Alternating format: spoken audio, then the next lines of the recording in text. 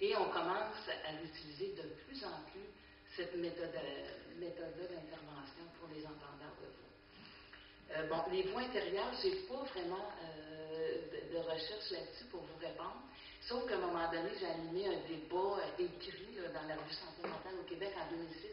Il y avait des psychiatres qui ont quand même écrit sur ce sujet-là. Là. Vous pouvez peut-être aller vérifier, je n'ai pas par cœur, mais il y en avait certains qui avaient fait une réflexion extraordinaire par rapport à les voix intérieures, justement, que chacun de nous, ou la peur qu'on a de l'autre, ou de phénomènes différents que chacun peut vivre. Et pour répondre à votre question, non, 100% des personnes n'entendent pas des voix, mais dans les recherches que l'on fait, on dit, par exemple, des recherches qui ont été faites auprès d'étudiants, on dit que 80% des personnes ont entendu au moins leur nom une fois, ce qui m'est arrivé d'ailleurs, c'était ma grand-mère, j'ai entendu mon nom. Mais dans la population, de la voix intérieure, c'est très différent. Là. On peut entendre un dialogue, on sait très bien que ça fait partie de nous. Mais quand on parle des voix, c'est un phénomène que les personnes perçoivent de façon tout à fait extérieure à elles. Alors ça, c'est la distinction importante par rapport aux voix intérieures, ou des pensées, des fois, on va dire des pensées intrusives, des pensées qu'on a l'impression que sont un peu dystoniques. Hein? On a l'impression que ce n'est pas nos pensées, ça ne correspond pas à nos valeurs, mais on sait que c'est nos pensées quand même. Alors que dans le phénomène des voix, on entend vraiment, c'est comme un peu ce qu'on disait hier quand on parlait d'omnipotence, on disait l'omnipotence, la disqualification qu'on analysait en termes psychanalytiques. Mais là, ici, c'est comme la concrétisation, je dirais, de cette omnipotence-là, en étant une voie extérieure et plus acceptable. Ça ne veut pas dire de ne pas travailler avec ça. Donc, parce que c'est au cœur, c'est sûr qu'il y a plusieurs fonctions des voix, et il y a des voix, ce que nous, on donne, entre autres en travail social, accueillir les personnes, arrêter de dire que c'est uniquement un travail de psychiatre et de psychologue, écoutez-les, et lorsqu'on leur demande de parler de leur voix, ils s'en parlent ouvertement, et c'est extraordinaire. Là, on arrive avec un échange, une relation, et on est assez surpris justement de ce qu'on peut faire avec donc sans faire nécessairement un travail thérapeutique. Mais on voit que ça a des bénéfices, juste en parler. Donc, c'est un peu le message que Et sur cette question, alors, comme le fait d'entendre des voix comme la fonction positive des voix comme réparation du trauma, est-ce que vous pourriez en dire plus? Bon, alors c'est sûr que c'est une influence. Bon, là, je suis remontée au siècle dernier avec Jung, qui avait utilisé cette méthode-là pour lui-même. Et là, je vois qu'il y a une convergence. Aujourd'hui, plus de 100 ans plus tard, on reprend cette forme-là par des gens, par un savoir expérientiel. Est-ce qu'ils ont lu Jung? J'en sais rien. Mais c'est comme si on revient dans cet aspect-là.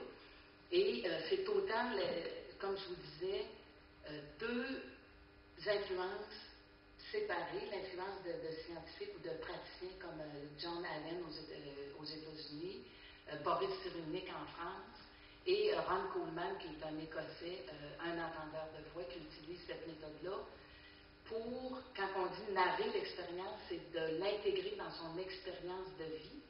Donc, de voir le lien entre l'origine de ces voix et ce qu'il vit actuellement.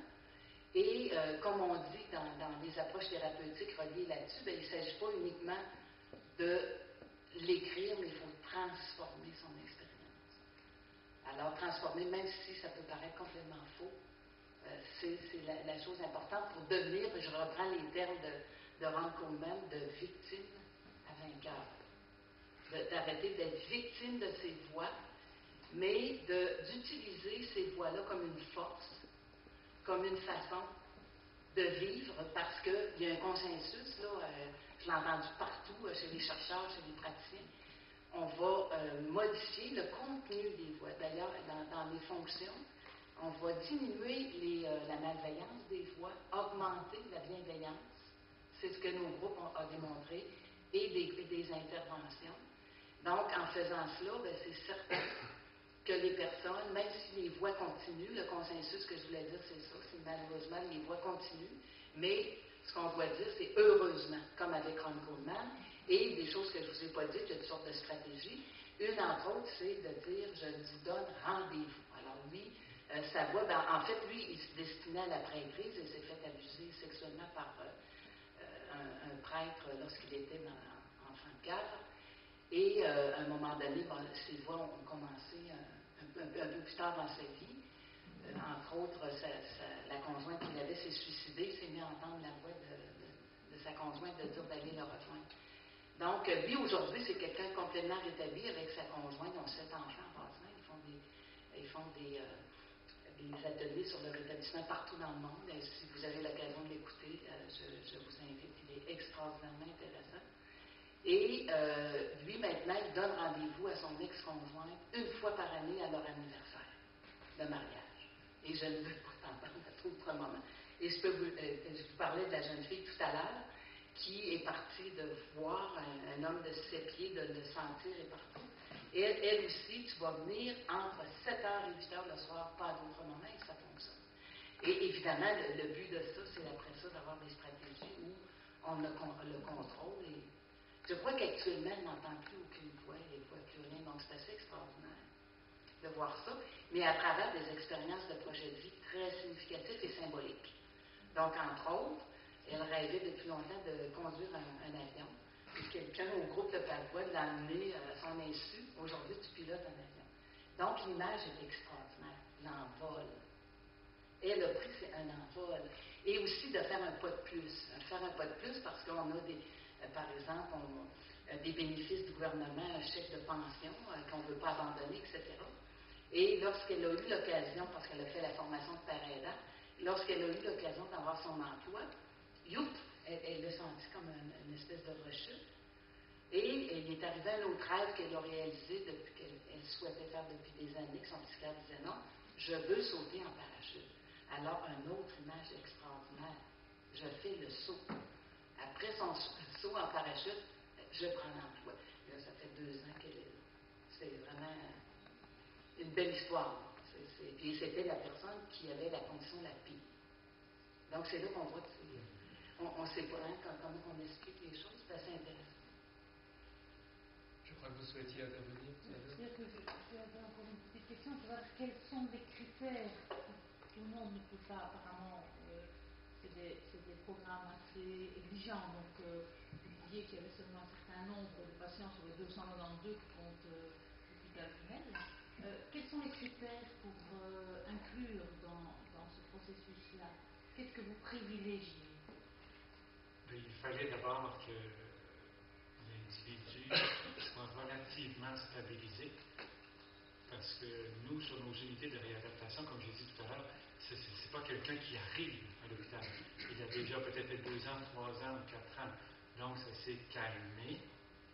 Et à ce moment-là, on n'est pas quelqu'un qui est... Parce qu'on a quand même des individus sur nos unités qui sont encore très, très, très instables. Donc, ils ne pourraient pas participer à un programme aussi intensif.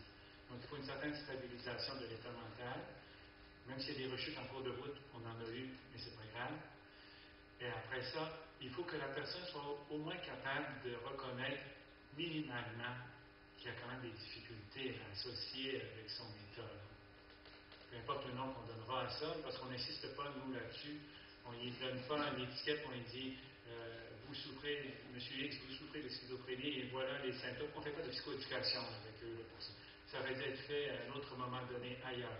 Nous, ils devraient être capables, au moins un minimum, de dire oui, c'est vrai que j'ai de la misère quand, je sais pas, on me parle sur l'unité et je ne comprends pas, ou j'oublie tout de suite, ou ce sont des choses comme ça. Quand ils sont capables de reconnaître un minimum là, de problèmes, c'est correct.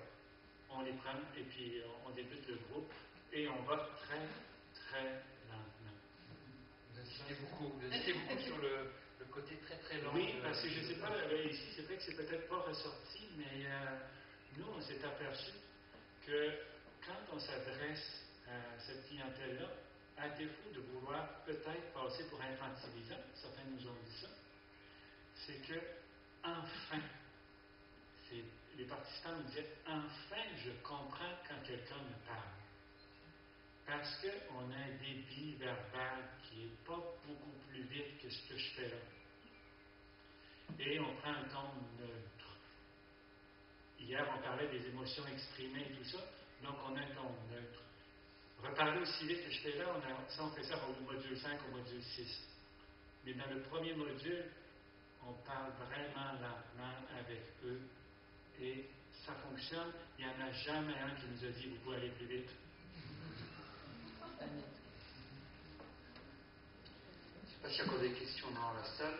Si vous êtes fatigués, profitez-en parce que après, ils seront à 4000 km, donc c'est vraiment l'occasion.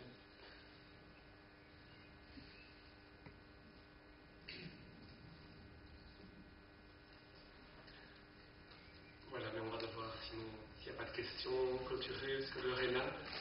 Je vous invite à la pause et puis à la séance plénière, donc à 16h15. Merci beaucoup pour votre intervention.